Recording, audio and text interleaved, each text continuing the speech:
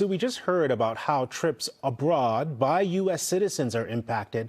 But what about visits to the U.S.? I've talked to people rethinking or even canceling their trips here based on news coverage of airport detentions. I imagine all of this will have some kind of economic consequence. Absolutely, Glenn. During Trump's first term, remember, legal immigration to the U.S. dropped, and that impacted tourism, college admissions, medical and tech businesses, farming, all sorts of things. And new data shows this trend is happening again, with visitor numbers already falling across many regions.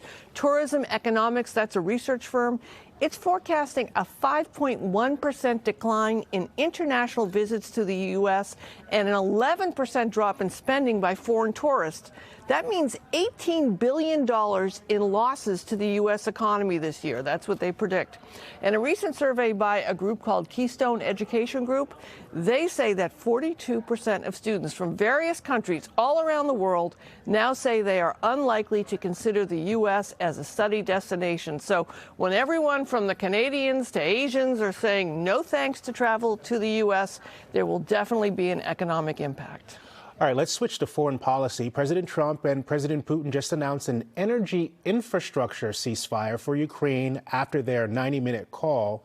Given Russia's history of violating agreements in the past and Ukraine's concerns that we heard loud and clear in the Oval Office just a few weeks ago, what's your assessment of this particular development? Well, Glenn, it's no doubt that this is obviously a significant first step forward, hoping for potential peace after 3 years of fighting.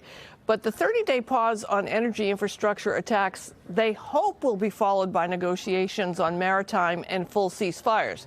But experts are already expressing concern that it appears that Putin is basically getting everything that he wants even before there are any negotiations, and Ukrainians weren't involved in this. So that may mean that Putin may demand more, and I think it's safe to say that this is just the beginning of negotiations. And we all woke up to that news this morning out of the Middle East. In January, Israel and Hamas negotiated a ceasefire agreement. It lasted for nearly 2 months, and then this morning it just completely shattered. So when Israeli forces launched these large-scale airstrikes on the Gaza Strip, what does it mean now? Well, that was the first stage of ceasefire agreement that ended between Israel and Hamas on March 1st. So the two sides were expected to engage in discussions with the United States, Egyptian and Qatari mediators about how to get to a second phase, but those talks, they just never materialized. And according to the Israeli Prime Minister's office, the decision to resume these airstrikes was prompted by Hamas rejecting mediation proposals and refusing to release the remaining Israeli hostages. Now, Gaza's health ministry, they're reporting at least 400 Palestinians were killed and more than 500 injured since those strikes began. The White House press secretary, Caroline Leavitt, she confirmed in an interview that Israel had consulted with the United States prior to launching the strikes.